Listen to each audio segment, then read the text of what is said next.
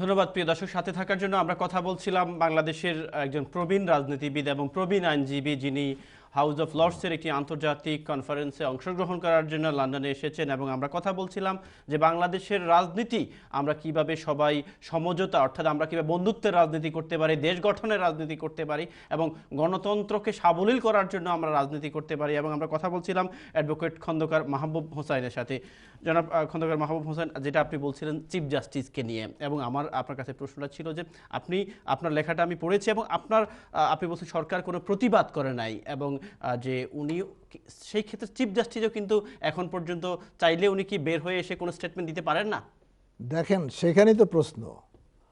আমরা তো আমাদের প্রেজেন্ট যে এখন যে দায়িত্বপ্রাপ্ত চিফ জাস্টিস আছেন, আমাদের সেখানে সিনিয়র লয়াররা ছিলেন, সবাই উদ্গ্রীব ছিল ওনার স্বাস্থ্য সম্বন্ধে। সেখানে আমি স্পষ্টভাবে বলেছি যে রেজিস্ট্রারের তরফ থেকে একটা বক্তব্য দেওয়া হোক যে আমাদের চিফ জাস্টিস স্বইচ্ছায় উনি ছুটি নিয়েছেন, উনি স্বাস্থ্যগতভাবে ওনার স্বাস্থ্য খারাপ এবং তার উপরে কোনো বিধিনিষেধ নাই। এটা কিন্তু, এই কথাটা কিন্তু প্রথম আলোতে এবং নয়াদিগন্ত এসেছিল, যেটা আমি দেখেছি। যে যেহেতু কোনো চিফ জাস্টিসের পক্ষে, আমাদের দায়িত্বপ্রাপ্ত চিফ জাস্টিসের পক্ষে তো কোনো স্টেটমেন্ট দেওয়া সম্ভবপর না বিধিগতভাবে। উনি এইটুকুই বলেছেন যে উনি বাসায় আছেন, আমি জানি। সেই ক্ষেত্রে উচিত ছিল যে রেজিস্ট্রার, যে সুপ্রিম কোর্টের মুখপাত্র, তার বলা উচিত ছিল যে হ্যাঁ, চিফ জাস্টিস স্বেচ্ছায় ছুটিতে গিয়েছেন, উনি সুস্থ বা অসুস্থ আছেন, তার উপরে কোনো বাধা নিষেধ নাই। এবং আমি কিন্তু স্পষ্টভাবে বলেছিলাম যে তার বিরুদ্ধে, তার উপরে কোনো বাধা নিষেধ আছে কিনা কথা বলার বা বের হওয়ার, কিন্তু সে ব্যাপারেও কিন্তু কোনো রকম সাড়া আমরা পাইনি। তো এই জিনিসটা যে আপনাদের মধ্যে কনফিউশন তৈরি করছে, উনি কি অবস্থায় আছেন, উনি কি গৃহবন্দী আছেন কিনা, ওনাকে বের হতে দিচ্ছি না, ওনাকে মিডিয়ার সামনে আসতে দিচ্ছি, এটা আপনাদের কথা অনুযায়ী। তাহলে আমি আইনজীবী ফোরাম বা বার কাউন্সিল আমি সব বাদ দিয়ে বাংলাদেশ জাতীয়তাবাদী দল বিএনপি এই ব্যাপারে কোনো কি পদক্ষেপ গ্রহণ করেছে কিনা? বিএনপি অবশ্যই সেখানে বিক্ষোভ মিছিল হচ্ছে, বিভিন্ন জায়গায় হচ্ছে, এবং এটা কিন্তু এখনো শেষ হয়নি, শুরু। তার মানে কি আপনি বলছেন আমি বলছি উনি ছুটিতে গিয়েছেন, শেষ পর্যন্ত অস্ট্রেলিয়া চলে যাবেন? অস্ট্রেলিয়া যাবেন, বিচার হয়ে গেছে 3 বছর। এখন কথা হলো অস্ট্রেলিয়া উনি যাবেন কেন? উনি যদি অসুস্থ হয় তাহলে সরকারের দায়িত্ব তার চিকিৎসা করার, তার চিকিৎসা করার দায়িত্ব সরকারের। উনি অস্ট্রেলিয়া তার মেয়ের কাছে যাবেন কেন? এটা সব জিনিসটাই আমি যেটা বলেছি, এটা রহস্যজনক এবং নাটকীয়। বাট এই নাটক বা রহস্যর দ্বার উন্মোচন কিভাবে করা যায়? এই দ্বার উন্মোচন, দেশে গণতন্ত্র আসবে, এই দেশের গণতন্ত্র আনার জন্য আমাদের রাজপথে নামতে হবে, জনগণ রাজপথে নামবে। এবং আমি বিশ্বাস করি আমাদের নেত্রী ম্যাডাম খালেদা জিয়া দেশে যাওয়ার পরে উনি আগামী নির্বাচন যাতে সুষ্ঠু বা নিরপেক্ষ হয়, এই ব্যাপারে উনি একটা নির্বাচনকালীন সরকারের একটা রূপরেখা দেবে। হ্যাঁ, আমি বুঝতে পারছি, আমি এই বিষয়ে আসছি, কিন্তু আমার প্রশ্ন হচ্ছে যে বাংলাদেশের আইনের অভিভাবক, বাংলাদেশের সুপ্রিম কোর্টের অভিভাবক, হাইকোর্টের অভিভাবক, লোয়ার কোর্টের অভিভাবক হচ্ছেন চিফ জাস্টিস, এবং সেই চিফ জাস্টিসকে আপনারা বলছেন মেবি আপনারা কনফিউজ যে গৃহবন্দী করে রাখছে। সেই ক্ষেত্রে Bangladesh supreme court, bar council বলেন, জাতীয়তাবাদী আইনজীবী ফোরাম বলেন, ওনারা কোথায়? দেখেন, বার কাউন্সিল এখন আমাদের সরকারের নিয়ন্ত্রণে, হাইকোর্টে আমরা আছি, বিভিন্ন জায়গায় লয়ার আছে, আপনার জাতীয়তাবাদী আইনজীবী ফোরামও আছে, কিন্তু আমাদের তো ক্ষমতা সীমিত। আচ্ছা, আমরা হঠাৎ করে তো রাস্তায় নেমে বিক্ষোভ করতে পারি না। কেন? আমাদের সংখ্যা দেখতে হবে, আইন শৃঙ্খলা বাহিনীর অবস্থা দেখতে হবে, যে সরকার তরফ থেকে নির্বিচারে মামলা দেওয়া হচ্ছে এবং গ্রেপ্তার করা হচ্ছে, সেখানে আইনজীবীরা গুটি কয়েক আইনজীবী, সারা বাংলাদেশে আমরা যে আইনজীবী আছে সবাই তো আর রাজনীতির সঙ্গে সংশ্লিষ্ট না, তবুও সীমিতভাবে প্রতিদিন সুপ্রিম কোর্টে বিক্ষোভ হচ্ছে, প্রতিদিন সিনিয়র আইনজীবীরা সেখানে বসছেন, আলাপ আলোচনা করতেছেন। এবং আপনারা বাইরে থেকে যদি মনে করেন ভয়ানকভাবে এটা রিয়াক্ট করা উচিত ছিল, সেটা হয়তো বা পরিস্থিতির কারণে সম্ভব হয়নি, এবং আগামীতে যে হবে না এটা বলা যায় না। আপনার কি এই বিষয়ে আন্তর্জাতিক যে মানবাধিকার সংস্থা যদি উনাকে গৃহবন্দী করে রাখে, যদি এটা কনফিউশনের মধ্যে থাকে, তাহলে এই বিষয়ে কি আপনারা আন্তর্জাতিক মানবাধিকার সংস্থা হিউম্যান রাইটস ওয়াচ অথবা অ্যামনেস্টি এখন ইন্টারন্যাশনাল দেখেন হিউম্যান রাইটস ওয়াচ আছে এবং তারাও তো দেখতেছে, তারাও তো কিছু বলতে পারে, সেখান থেকে তো কোনো প্রতিবাদ আসছে না। এবং কিছুদিন আগেই আপনার জাপানে যেটা বোধহয় জাপানি কনফারেন্স অল চিফ জাস্টিস সেখানে গিয়েছিলেন এবং সেখানের সঙ্গে আমাদের চিফ জাস্টিসও ছিলেন। আজকে আমি জানতে পারলাম যে রাশিয়ার চিফ জাস্টিস বাংলাদেশে যাচ্ছেন। তা তাদের কাছ থেকেও তো আমরা একটা বক্তব্য আশা করি। বাট এটা তো জানাতে হবে তাদেরকে। না, অবশ্যই তারা, এটা তো হাইড অ্যান্ড সিকের ব্যাপার না। আজকে সারা পৃথিবীর লোক জানে যে বাংলাদেশের চিফ জাস্টিস অর্থাৎ স্বাধীন বিচার ব্যবস্থার অভিভাবক, তা তিনি নিশ্চুপ অবস্থায় আছেন। বলা হচ্ছে তিনি ছুটিতে গিয়েছেন, অসুস্থ, অথচ তাকে চিকিৎসা হচ্ছে না। আমরা সোশ্যাল মিডিয়াতে ওনার সাইনের একটা অ্যাপ্লিকেশনও দেখলাম, সেখানে কয়টা ভুল আছে দেখছেন? বাংলা যে উনি যে অ্যাপ্লিকেশনটা লিখেছেন এবং সেটা কয়টা ভুল আছে বাংলা পড়ে দেখেন। আমি দেখেছি জিনিসটা এবং সোশ্যাল মিডিয়াতে। এখন এই ব্যাপারে তো যদি চিফ জাস্টিস এখন কারো নিয়ন্ত্রণে থাকেন, তার কাছ থেকে অনেক কিছু লিখে নেওয়া যায়, আর না লেখেও তার নামে অনেক কিছু প্রচার করা যায়।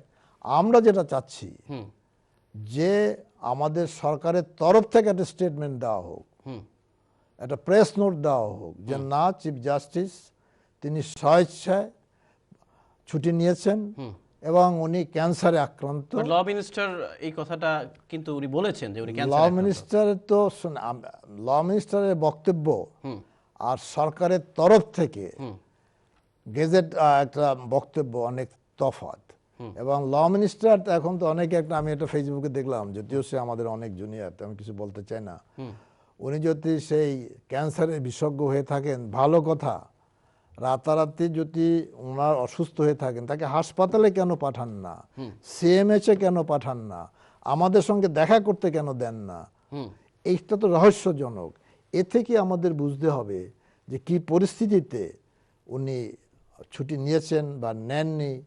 এটা তো আমাদের এক সময় অবশ্যই প্রকাশ পাবে। অবশ্যই আমরা চাই যে চিফ জাস্টিসের এই জিনিসটা খোলাসা হোক এবং জনগণ জানুক যে উনি আসলে অসুস্থ কিনা নাকি উনি ঘরে। আমরাও চাই, দেশের জনগণ চায়, আইনজীবীরাও চায় যে সরকারের তরফ থেকে একটা স্পষ্ট বক্তব্য দেওয়া হোক। ওনাকে, উনি তো অসুস্থ, যদি এমন অসুস্থতা না, ওনাকে মিডিয়ার সামনে উপস্থিত করা হোক, ওনাকে খোলামেলাভাবে কথা বলতে দেওয়া হোক, সেটা দিচ্ছে না।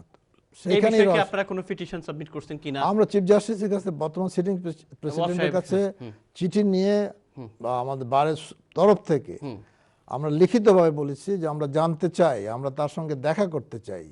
আপনারা পারমিশন পান নাই? আমাদেরকে দেওয়া হয়নি। আচ্ছা। যেহেতু সেখানে চিফ জাস্টিস, বর্তমান যে চিফ জাস্টিস আছেন, উনি অত্যন্ত সৎ ব্যক্তি এবং উনি বলেন যে এটা তো আমার জুরিডিকশনের মধ্যে পড়ে না। আচ্ছা, উনির এখতিয়ারের মধ্যে এটা না। 103-তে আমাদের ওনার যে ক্ষমতা, এটা ওনার ক্ষমতার ভিতরে পারেন না। উনি তার আমাদের দরখাস্তের উপরে সরকারকে নির্দেশ দিতে পারেন না ওনার আইনের বিধান মোতাবেক যে তাকে হাজির করা হোক। আপনারা জানেন, যদি কোনো লোককে গুম করা হয়ে থাকে বা অবৈধভাবে আটক রাখা হয়, তখন আমাদের আইনের বিধান অনুযায়ী আমরা 491-এ দরখাস্ত করতে পারি সিআরপিসিতে যে তাকে কোর্টের সামনে হাজির করা হোক, হাজির করে বলা হোক যে ওনাকে আনলফুলি তাকে ডিটেইন করা হয় না। কিন্তু চিফ জাস্টিসের ক্ষেত্রে সেটা তো সম্ভবপর না, সেটা তো সম্ভব, কোন কোর্ট সেটা রাজি হবে না। ওকে, সেক্ষেত্রে তার মানে কি আপনারা প্রতীক্ষায় থাকতে হবে? আমাদের প্রতীক্ষা না, আমরা ইনশাআল্লাহ দেশের স্বাধীন বিচার ব্যবস্থার উপরে যখন আঘাত এসেছে, অবশ্যই এটা এক সময়, হয়তো কিছুটা সময় নেবে, কিন্তু প্রতিঘাত আসবেই জনগণের তরফ থেকে। এটা কোনো অবস্থায় এভাবে যাবে না বলে আমি মনে করি। আচ্ছা, অ্যাডভোকেট খন্দকার মাহবুব সাহেব, আমি আরেকটা বিষয় আপনার সাথে কথা বলছিলাম, যেটা আজকে সারা বাংলাদেশে আলোচনা, পর্যালোচনা এবং আন্দোলন হচ্ছে, মিছিল হচ্ছে, মিটিং হচ্ছে এবং কর্মসূচিও দেওয়া হয়েছে।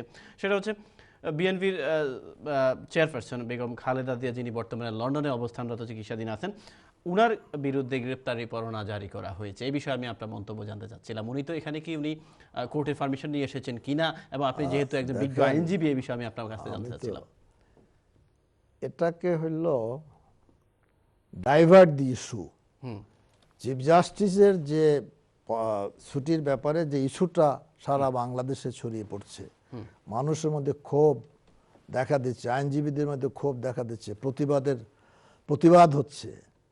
আমি মনে করি এটাকে একটু ডাইভার্ট দি ইস্যু, নতুবা খালেদা জিয়ার বিরুদ্ধে এই কেসে ওয়ারেন্ট ইস্যু করার কোনো কারণ নাই।